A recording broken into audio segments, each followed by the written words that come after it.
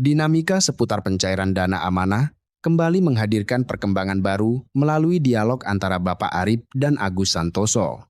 Informasi terbaru ini membawa 2 poin penting sekaligus, kepastian status dana program di bulan Agustus, serta kemunculan mekanisme kredit line untuk jalur dana dinasti. Sebagai bagian sesama rekan yang ikut menyimak, mari kita uraikan alur dan implikasinya secara tenang dan jernih. Sebelum masuk dalam uraian informasi tersebut, penting untuk kita semua mencatat agenda yang muncul ini. Jangan sampai karena sibuk menunggu kapan cair, kita semua lupa bahwa di tanggal 11 Agustus 2026 muncul kredit line via jalur dinasti. Mari catat di kalender di rumah. Jangan sampai juga saking fokusnya menunggu tenggat waktu, justru batin terus dibuat cemas. Akhirnya pola seperti ini kembali muncul dari informasi ke informasi. Jika ada jalur program yang valid, mengapa terus diberi alternatif baru yang bikin batin anggota terus merasa cemas dan tidak tenang? Mari uraikan dan tata ulang edaran ini dengan batin yang lebih jernih. Bagi anggota saya yang ikut kredit line dana dinasti, maka dia akan cair bisa 350T, bisa 700T, dan bisa 1.500T.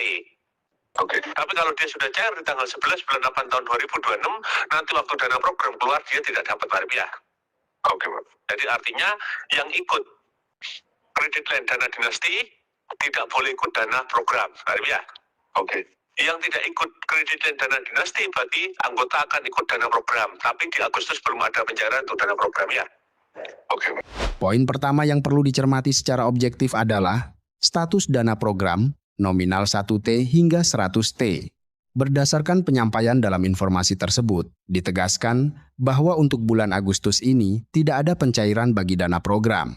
Kondisi nihilnya pencairan program utama ini tentu menjadi catatan tersendiri bagi para anggota di tingkat bawah yang selama ini menanti kepastian estimasi waktu.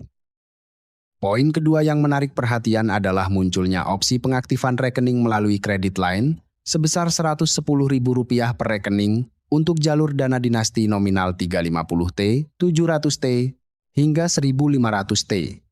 Pengaktifan ini dikaitkan dengan proses administrasi melalui HME yang berada di Singapura.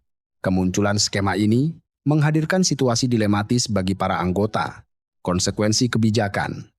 Mengambil pilihan dana dinasti melalui kredit line berarti melepaskan hak atas dana program utama jika kelak cair. Pergeseran mekanisme. Setelah sebelumnya sempat mengemuka narasi vesting system, kini fokus bergeser ke skema kredit line. Kemunculan alternatif pencairan yang kerap berganti ini memicu pertanyaan kita bersama. Apakah langkah ini merupakan respons atas desakan anggota yang membutuhkan percepatan, ataukah murni inisiatif pengurus di tengah tertundanya program utama? Sebagai sesama rekan yang menyimak, opsi alternatif berbiaya saat program utama belum jalan jelas membebani arus bawah. Jika dana program valid, mengapa tidak fokus menunggu itu saja? Kejelasan jadwal jauh lebih aman buat batin dan dompet kita. Keputusan bijak ada di anggota, karena situasi hidup kita berbeda-beda. Keinginan cepat cair terkadang membuka peluang munculnya skema baru. Mari tetap bijak menyikapi setiap opsi. Kalau anggota sudah siap, kredit line aktif, otomatis kolateral aktif, rekening anggota aktif. Oke. Jadi ini pengaktifan terakhir biaya kredit line-nya, Pak Rip.